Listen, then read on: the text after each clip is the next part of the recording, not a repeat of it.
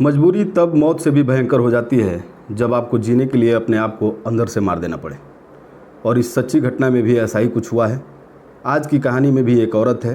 ये औरत भी मजबूर है अपने गरीबी से, मजबूर है कि इसका अपना कोई नहीं है। उसे अपनी लड़ाई खुद लड़नी थी, लेकिन वो लक्ष्मीबाई नहीं बन पाई, क्योंकि उसकी लड़ाई एक सड़ी हुई मानसिकता से थी, जहाँ वो एकदम ही अकेली थी। लेकिन ज़िंदगी भी जीनी थी, तो उसने गांव के कुछ रसूखदार लोगों से सहायता मांगी और उन रसूखदार लोगों ने उस औरत को उसके हक का रोजी रोटी देने के बदले उस औरत से रिश्वत के तौर पर बिस्तर में रात बिताने की मांग कर दी। नमस्कार, मैं हूं सत्यम और आप देख रहे हैं खबर एक्सेस। आज के इस एपिसोड में मैं जो सच्ची घटना आपको बताने जा रहा हूं, ये एक ऐसी सच्ची घटना है जिसको सुनने के बाद मानवता शर्मसार हो जाती है और भ्रष्टाचार का विकराल रूप उभर कर सामने आता है। ये सच्ची घटना है उत्तर प्रदेश के जिला गोरखपुर की। इसी गोरखपुर का एक विकासखंड है भटहट। सन 2014-15 के आसपास भटहट विकासखंड के एक गांव के परिवार के लड़के की शादी किसी दूसरे गांव के एक बेहद खूबसूरत लड़की से होती है। शादी के बाद लड़का अपनी दुल्हन को लेकर अपने घर आता है और हंसी खुशी के साथ पति पत्नी दोनों अपना जीवन जीने लगते हैं। लड़का मुंबई में किसी फैक्ट्री में छोटा मोटा काम करता था, जिससे इतनी कमाई नहीं हो पाती थी कि अपनी पत्नी को अपने पास रख सके, और इसी वजह से लड़का हर 2-3 महीने में मुंबई से घर आ जाता था। धीरे धीरे शादी को हुए 3 साल गुजर गए थे, लेकिन शायद ऊपर वाले ने सिर्फ यही 3 साल की खुशियाँ इस महिला के हिस्से में दे रखी थी, क्योंकि इसी बीच लड़के की तबीयत खराब हो जाती है और वह मुंबई से घर लौट आता है और दिन भर बिस्तर पर पड़ा रहने लगता है। पति का ये हाल देखकर पत्नी बहुत परेशान होती है और घर में पड़े कुछ पैसों से अपने पति का इलाज करवाती है। लेकिन घर के कमाऊ सदस्य के बीमार हो जाने के बाद घर की आर्थिक स्थिति धीरे धीरे बहुत ही खराब हो जाती है और महिला लाख कोशिश करने के बाद भी अपने पति को बीमारी से बचा नहीं पाती है और अंततः उसके पति की मौत हो जाती है। महिला के पति की मौत के बाद लोगों ने उसके पति की मौत का कारण जाने बिना उसका अंतिम संस्कार कर दिया। महिला की पति की मौत किस बीमारी से हुई, ये किसी ने जानने का प्रयास नहीं किया। महिला को भी अभी तक कोई संतान नहीं हुई थी। पति के मौत के बाद महिला पूरी तरह से अकेली हो गई थी। ससुराल वालों ने भी महिला का साथ छोड़ दिया था। महिला के मायके में भी उसके माता पिता का देहांत हो चुका था। अब इस महिला के सामने जीवन को जीने के लिए अपनी दैनिक ज़रूरतों को पूरा करने की समस्या खड़ी थी। जीवन को जीने के लिए पैसों की ज़रूरत थी, पेट की भूख मिटाने के लिए अन्न की ज़रूरत थी। ऐसे में ये मजबूर महिला एक दिन गांव के रोजगार सेवक के पास जाती है और उसे राशन कार्ड, विधवा पेंशन और मनरेगा में काम करने के लिए जॉब कार्ड बनाने जैसी छोटी सी मदद की गुहार लगाती है। और रोजगार सेवक उस महिला को तरह तरह के लालच देकर और काम दिलाने और विधवा पेंशन के सपने दिखाकर गांव के प्रधान के पास ले जाता है। वहां भी ये मजबूर महिला प्रधान से अपनी मदद की गुहार लगाती है। महिला बेहद ही खूबसूरत रहती है। उसके खूबसूरती के चर्चे आसपास के गाँव तक फैले होते हैं। इस मजबूर महिला की खूबसूरती को देख गाँव के प्रधान की नीयत खराब हो जाती है। प्रधान का राजनीतिक वर्चस्व तो पूरे गांव में फैला ही था, अब प्रधान अपनी बाहें भी फैला लिया इस अकेली महिला के शोषण के लिए। और यहीं से शुरू होता है इस मजबूर महिला के शोषण का खेल। जब गांव का प्रधान इस महिला को सरकारी योजनाओं का लाभ दिलाने के लिए रिश्वत के तौर पर इस मजबूर महिला के साथ रात बिताने की मांग करता है। अपने हालातों से घिरी हुई इस महिला के पास कोई दूसरा रास्ता नहीं होता है और ये महिला इस शर्त को मंजूर कर लेती है। ग्राम प्रधान महिला के आबरू को राशन दिलाने और मनरेगा में रोजगार दिलाने के नाम पर नींबू की तरह निचोड़ने लगता है। ये बात जब रोजगार सेवक को पता चलती है कि प्रधान जी इस महिला का शारीरिक शोषण कर रहे हैं, तो रोजगार सेवक ने भी बहती गंगा में हाथ धोने का मन बना लिया और काम जल्दी होगा इस वादे के साथ रोजगार सेवक ने भी महिला की मजबूरी का फ़ायदा उठाकर जमकर उसका शारीरिक शोषण किया। और फिर ग्राम प्रधान और रोजगार सेवक द्वारा महिला का शारीरिक शोषण के बाद महिला को सरकारी योजनाओं का लाभ दिलाने का फाइल गांव के सचिव के पास भेजा गया और वहां भी रिश्वत के तौर पर सचिव के सामने महिला के जिस्म को परोसा गया।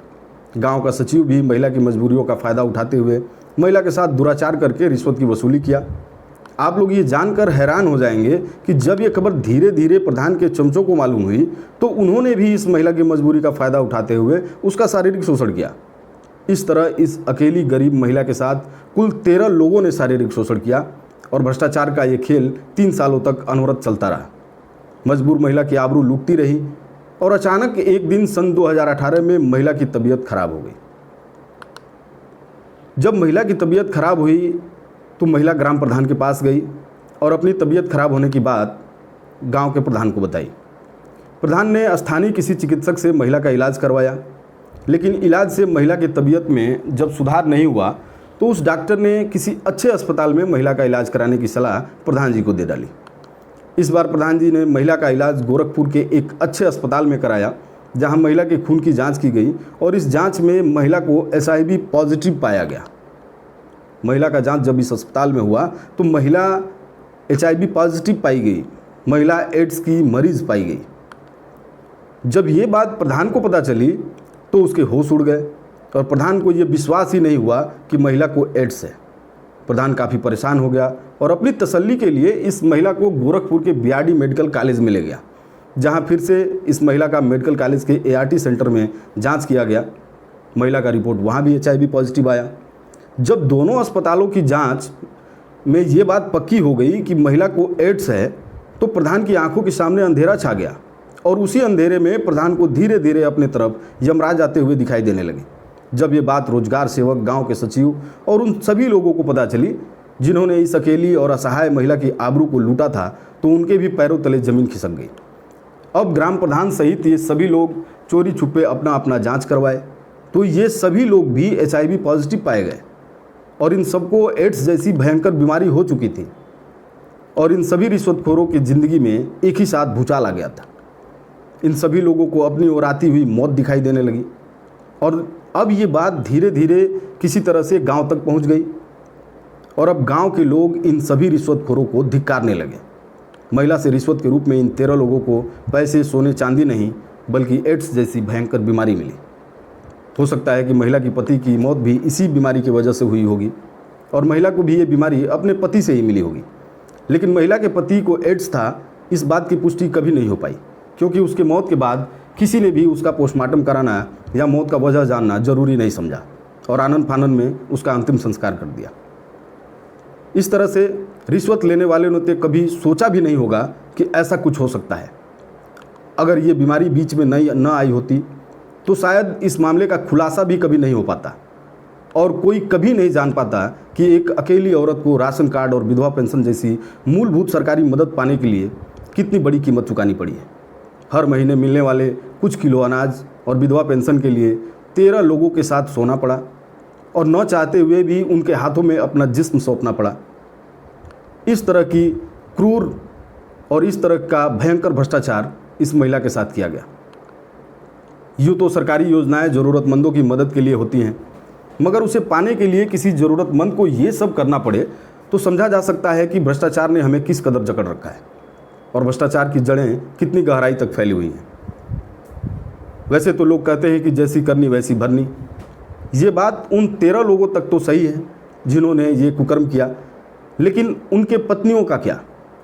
अगर उनमें से कोई औरत गर्भवती हो तो उस आने वाले बच्चे का क्या?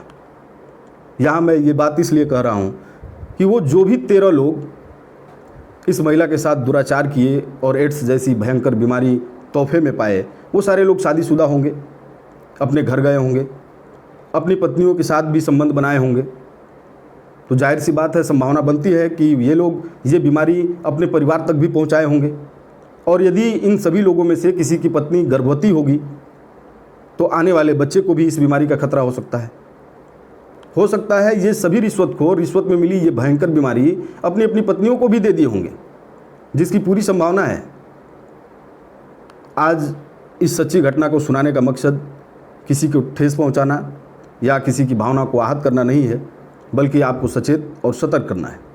हम फिर हाजिर होंगे एक नई और सच्ची घटना के साथ। तब तक के लिए नमस्कार।